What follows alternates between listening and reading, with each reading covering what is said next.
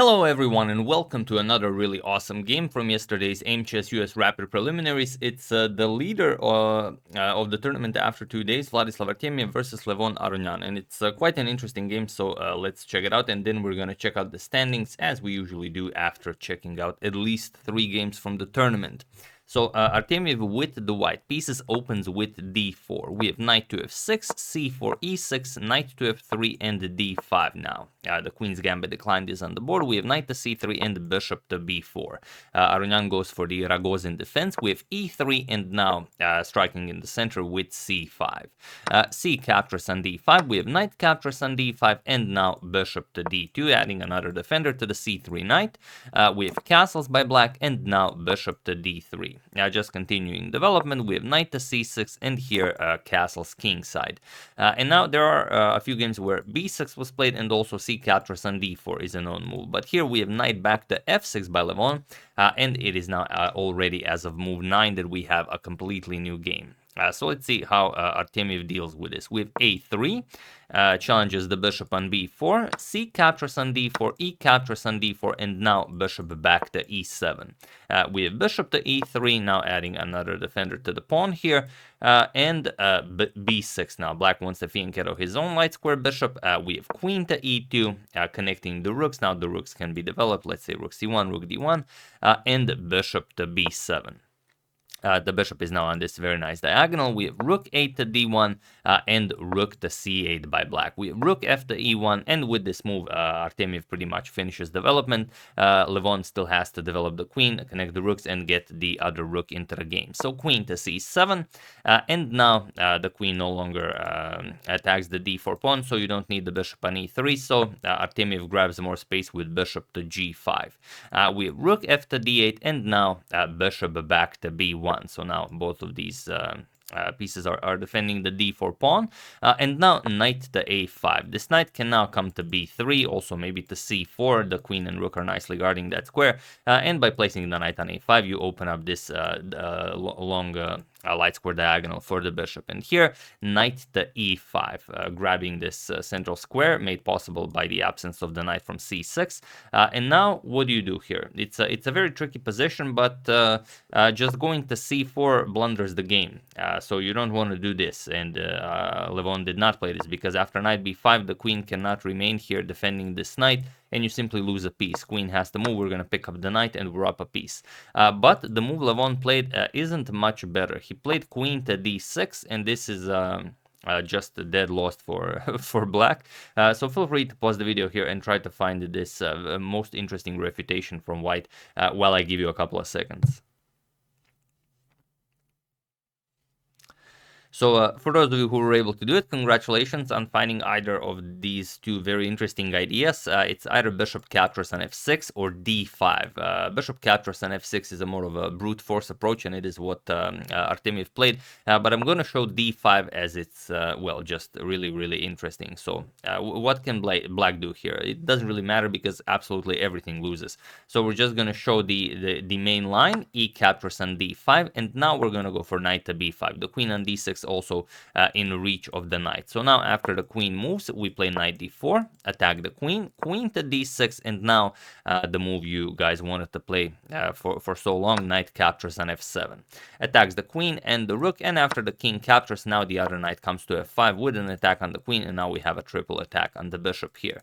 Queen's gonna move, now we're gonna capture on e7, and it doesn't matter what you play here. If rook to e8, pinning the knight, just bishop captures on f6. G captures, we're gonna go queen to h5 check, and you will get checkmated. King to f8, queen h6 check, king to f7, queen captures, king to f8, and now king to f8, and now knight to g6 will be checkmate.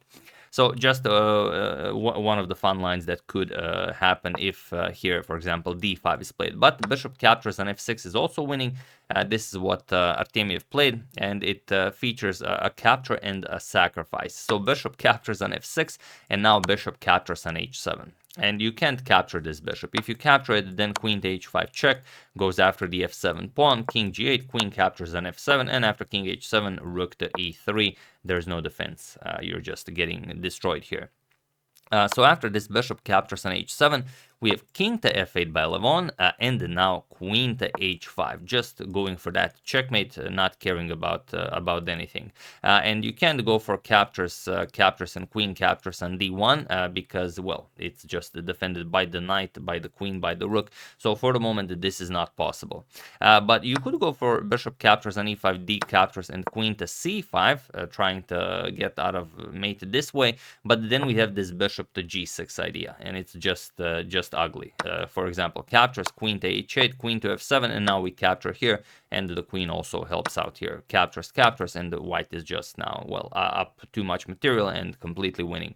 Not much you can do here. If queen to c6, you want to threaten checkmate, it's not a problem. We can simply block it. Knight to e4, going to d6 with check. Black is just lost here. So after queen to h5, we have rook to c7, just adding a defender to the f7 pawn, and now bishop back to e4. Clearing up the h8 square for the queen. So now you have to decide what to do. We have bishop to a6, not interested in this trade, and now bishop back to b1 before going to queen to h8 check.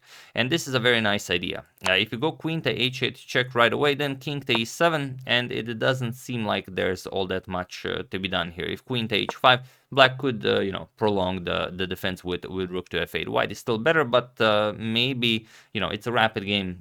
You don't want to give him too much chances.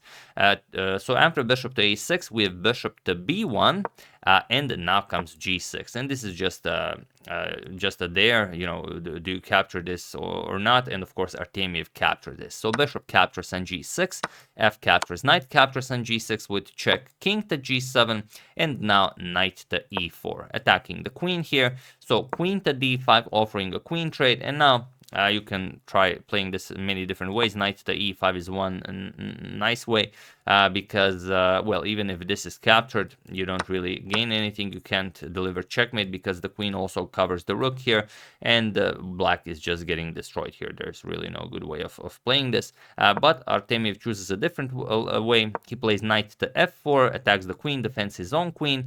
Levon trades here. We have captures with check, king f7, and now knight h captures on f6. So he goes into this endgame, wins back his piece, and now he's up 3 pawns, and it's going to be very hard to stop them.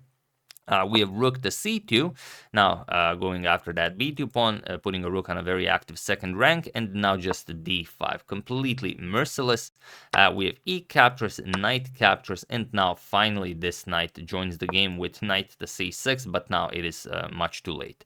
So knight to g5 check, king to g6, and now knight to e6, attacking black's rook here. Rook to h8, and now knight d to f4 with check. We have king to f6, and now rook to d6, threatening a lot of nasty discoveries here.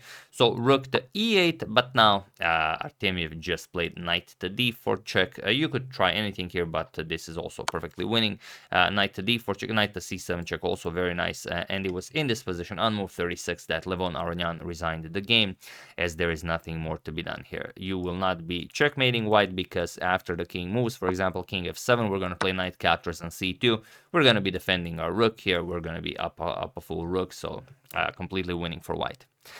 So yeah, very interesting game, and very early things have gone wrong for Levon. Okay, maybe not very early, at move 17, but it was only a new move at move 9, so not a lot of moves were actually played in this game. But very interesting line. If you're a fan of the Ragozin, maybe nice to know this line. So yeah, that's the game. Hope you guys enjoyed it. Like I said, we're going to show the standings. Artemiev is the leader of the Aimchess preliminaries after 2 days. So here are the standings. So as you can see, the left side of the standings are those who are able to qualify for the main event, and to the right are those who will not qualify if they remain on the right. So Artemiev leading the tournament with 7.5.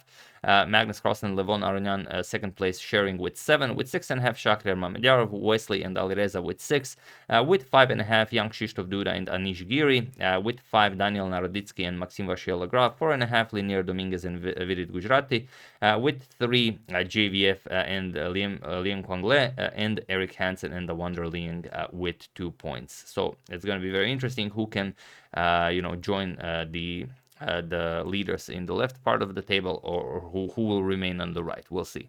But yeah, that's the game. Hope you guys enjoyed it. Always enjoyable when Chuck Norris is doing well. And in the last round yesterday, he faced Magnus Carlsen. Magnus was trying to win, but he couldn't, and Vladislav retained his lead. So yeah, once again, hope you guys enjoyed it. I would like to thank Alan Goyet, David Kimura, Vlad Ularu, Mark Thompson, and Annie McCain for a contribution to my channel. Thank you a lot. I really appreciate it. As usual, you can check 2 of my previous videos here. Thank you for watching, and I will see you soon, continuing the coverage of this very nice tournament, checking up on your wonderful suggestions, and whatever else happens in the chess world. So thank you all. I will see you soon, and have an excellent rest of your day.